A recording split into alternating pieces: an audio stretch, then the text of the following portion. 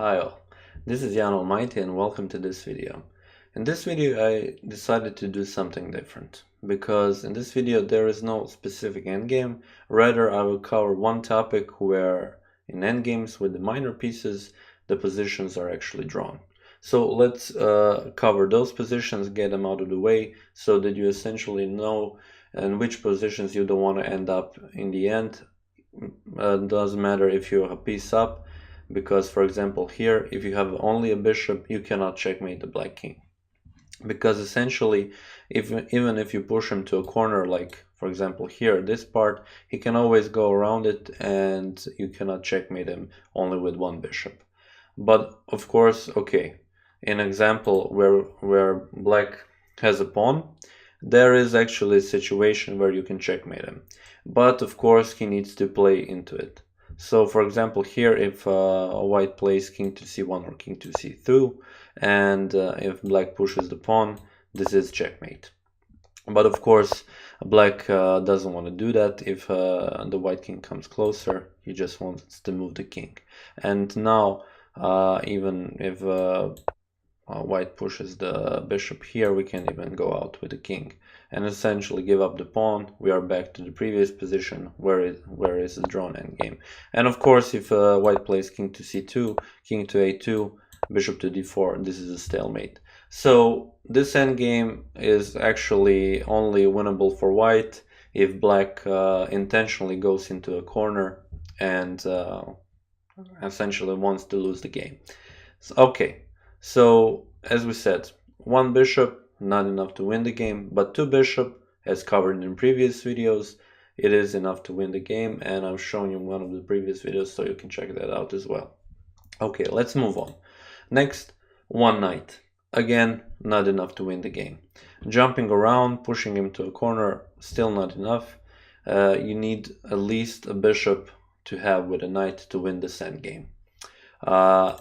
Exactly like in the case with the bishop, the situation is if you bring the king closer here and if the black pushes the pawn, so he intentionally put himself into a corner, push the pawn, so he is blocking himself with his pieces, and pushing the knight to b3 is actually a checkmate.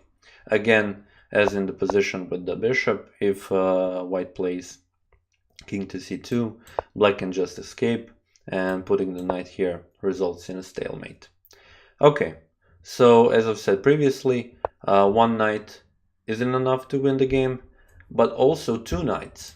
Okay, in this next position, of course, as I've said, I'm not going to be covering positions wherein we are in the middle of the board, rather positions where the king is in the corner, because those positions in the middle of the board you can just go around, and yeah, essentially with one knight, with one bishop, and with two knights, you cannot make any progress. The king can just stay in the center.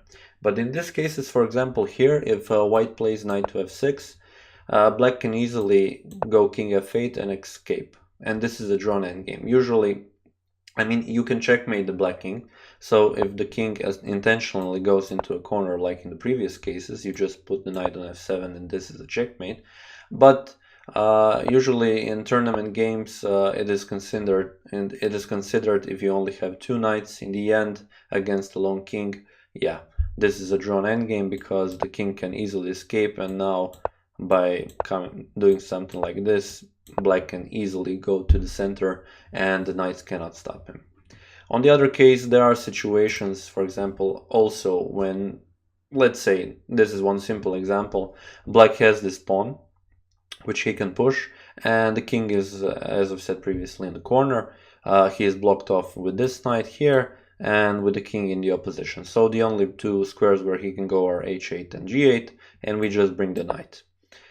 His option is to move the king or push the pawn. Doesn't really matter what he does. We want to check him first like this, not with this knight, because then he can go to f8. He needs to move, and now doesn't matter if he brings out the queen, we can checkmate him on f7. So there are a couple of positions, couple of examples where you can actually checkmate with two knights if, for example, the other side has a pawn, but in the end, yeah, most of the positions are drawn.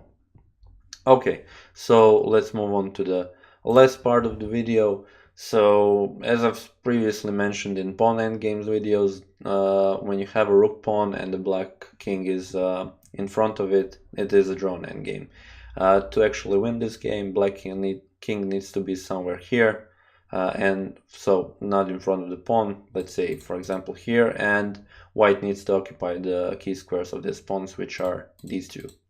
In this case, white can go around, black can follow him, and essentially just play to b8, a8, and or even a7, but in the end, when he pushes the pawn, this is a stalemate. Also, this case where we have a rook pawn and a bishop, it is not enough to win the game, because this bishop is not the color of the promoting square. And this way, the black king, if he just goes g8 and h8, we cannot force him to go out of the corner. So for example here, if we just put somewhere the bishop, the black king moves, we give him a check, yeah, he goes back. And if we stay on this diagonal, this will be a stalemate. And if we move from the diagonal somewhere with the bishop, yeah, the black just repeats. And essentially the same. So if we push, now it is a stalemate because the black king cannot move anywhere. Of course, okay, now we can move with the king, but yeah, now if we don't want to bring the king closer, now the king can go h8 and g7. Okay, and one last and final position for this video is this one, just to show you if you have the bishop with the on the color of the promoting square, you can easily win this game. So if you check the black king here, he can go to f8 and then we promote to a queen, or he can go to h8 and this is a checkmate. So okay, this is it for this shorter video. I just want to say a couple of things for the end. Tomorrow I will be also covering one smaller topic, and over the weekend I will try and create a video different from all the previous videos. So not a video about the endgame, more something deeper. And of course I don't want to spoil anything, it will be a surprise. That being said, I would like to thank you for watching this video, and I will see you next time.